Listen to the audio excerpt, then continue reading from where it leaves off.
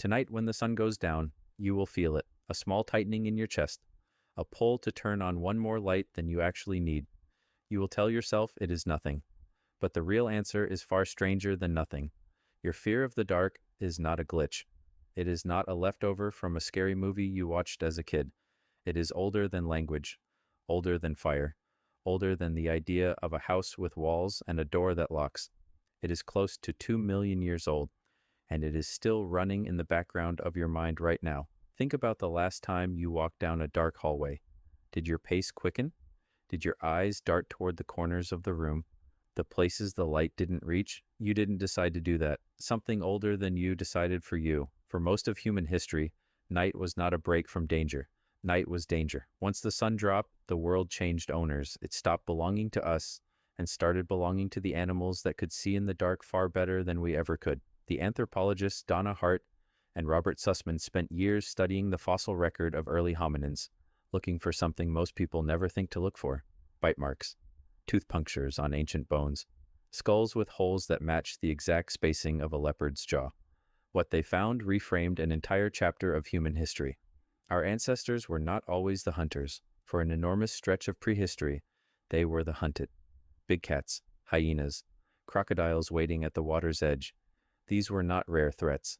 They were routine, and almost all of them did their best work after dark, when their eyes could still find shape and movement in conditions that left early humans essentially blind. Here is the strange part. You would think evolution's answer to that danger would be sharper night vision, bigger eyes, better rods and cones, but that is not what happened. Instead, evolution gave us something else. It gave us dread. Dread is cheap. Dread does not require millions of years of eye redesign.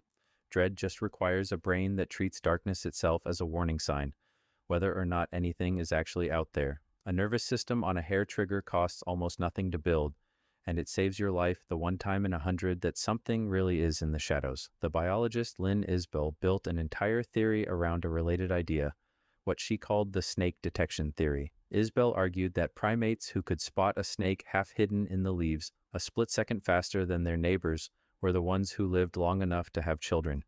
Fear, in her framework, is not weakness. Fear is a specialized tool, sharpened over millions of years, built for exactly one job: noticing threats before your conscious mind has time to process them. Darkness works the same way snakes do. It hides shape, it hides movement, it hides the exact information your ancestors needed most. So your brain stopped waiting for proof. It started reacting to the absence of proof instead. Now here is where it gets personal. You still carry this system, not a metaphorical version of it, the literal physical one. The amygdala, the almond-shaped cluster deep in your brain responsible for threat detection, does not know that your bedroom has a locked door. It does not know you live in an apartment on the 9th floor, or that the nearest leopard is several thousand miles and several million years away. It only knows what it evolved to know. Dark means unknown. Unknown means dangerous. React first, ask questions later. Have you ever noticed how much louder your own house sounds at 2 a.m.? A pipe creaking, a floorboard settling, sounds that would mean nothing at noon suddenly demand your full attention at night. That is not your imagination being dramatic. That is a very old alarm system doing exactly what it was built to do. There's a second piece to this story, and it involves sleep itself. In the early 1990s, the psychiatrist Thomas Ware ran an experiment that quietly overturned what we thought we knew about a normal night's rest. He placed volunteers in near-total darkness for 14 hours a day, week after week, with no artificial light to interfere. Within weeks, their sleep split into two distinct phases, with a stretch of quiet wakefulness in between.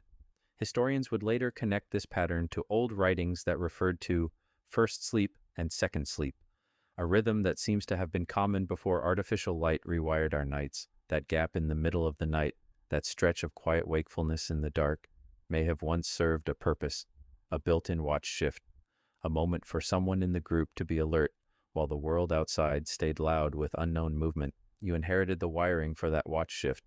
You just don't have a fire circle to sit beside anymore. You have a phone screen instead. That is the modern mirror. Every time you lie awake at 3 a.m. Scrolling instead of sleeping, some ancient part of your brain is technically doing its job. It is keeping watch. It just has nothing left to watch for, so it hands you your phone as a stand-in.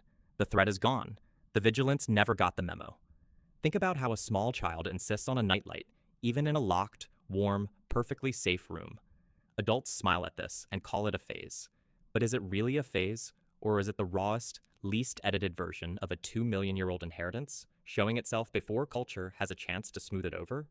Consider, too, why haunted houses, ghost stories, and horror movies are so often set in darkness rather than daylight.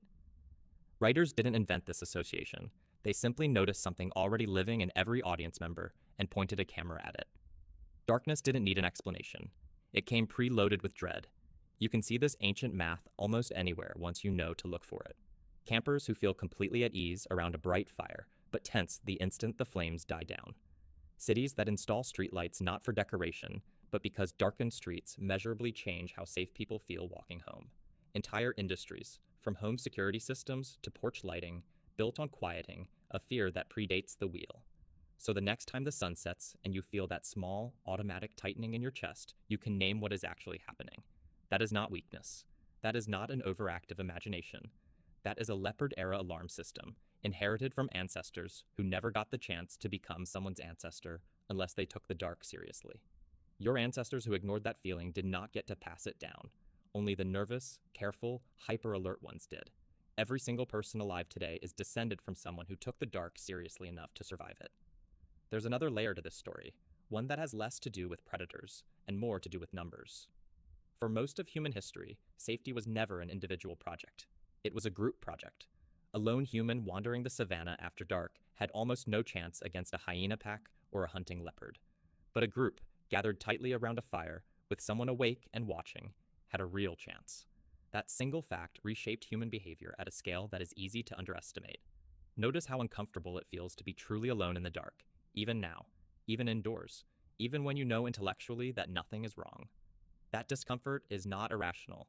It is the echo of a rule that kept your ancestors alive. Alone in the dark is the single most dangerous configuration a human being can be in. Your body still treats it that way, even in a locked apartment with a security system and a phone that can call for help in seconds. This is also why proximity to other people, even strangers, can feel so calming after dark. Ever notice how walking home late at night feels less frightening the moment another person appears on the same street, even someone you've never met? For most of your evolutionary past, another human nearby meant more eyes, more ears, more warning time. Numbers meant safety. Your nervous system still runs that old calculation, even in a well-lit modern city where the odds of an actual predator are close to zero. Fire changed part of this equation, but not as much as you might think. Anthropologists estimate that the controlled use of fire stretches back at least 1 million years, maybe longer, and it is often described as one of the great turning points in human history. Firelight pushed back the edge of the dark. It gave early humans a small, defended circle of visibility in an otherwise hostile night. But notice what fire did not do. It didn't turn off the fear. It just gave the fear somewhere useful to point. Even today, campers report the same instinctive pull toward a flame, the same unease the moment it burns low. The fire became a tool for managing an old fear, not a cure for it. Firelight may explain something else about you, too. Have you ever noticed how naturally people fall into storytelling once it gets dark, gathered close, voices low? Some researchers who study the anthropology of oral tradition have pointed out that nighttime, firelit gatherings were likely where an enormous share of human storytelling, myth, and cultural knowledge first got passed down. Darkness didn't just create fear, it created a very specific kind of closeness, the kind that only happens when a group of people huddle together against something bigger than themselves. Now think about how differently your body treats a bright afternoon compared to a moonless night. Full sunlight barely registers as neutral. But step outside under a night sky with no moon, no streetlights, nothing but stars, and something in you sharpens immediately. Your pupils widen, your steps slow. Your ears do more work than they normally would. None of this is learned behavior from a scary campfire story. It is a default setting, present in infants who have never watched a horror movie, never heard a ghost story, never been taught that the dark is something to fear, which raises an uncomfortable question. If fear of the dark were purely cultural, purely a product of stories parents tell their children, you would expect it to look wildly different across the world. You would expect some cultures to have no version of it at all. Instead, anthropologists studying fear across dramatically different societies keep finding some version of the same instinct, showing up in populations that never shared stories, myths, or media with one another. A pattern that consistent, appearing independently across unconnected populations, usually points to biology rather than culture. It points to something built in, not something taught. So what do you do with 2 million years of alarm wiring in a world that no longer contains the predators it was built for? You cannot switch it off. Evolution doesn't hand out an off switch, only a very long memory. But understanding where the feeling comes from changes your relationship to it. The tightness in your chest at dusk is not a personal failing. It is not evidence that you are anxious, weak, or overly dramatic. It is evidence that you come from an unbroken line of ancestors who respected the dark enough to survive it, night after night, for longer than you can really imagine. Every one of them faced the same moment you face tonight, the light fading, the shapes losing their edges, the quiet tightening in the chest that says, "Pay attention now." And every one of them, all the way back, made it through until morning. That is not a small inheritance. That is the only reason you are here at all, to feel it. Tonight, when the sun goes down, you will feel it again, and this time you will know exactly what it is. Not a fear of nothing, a memory of everything.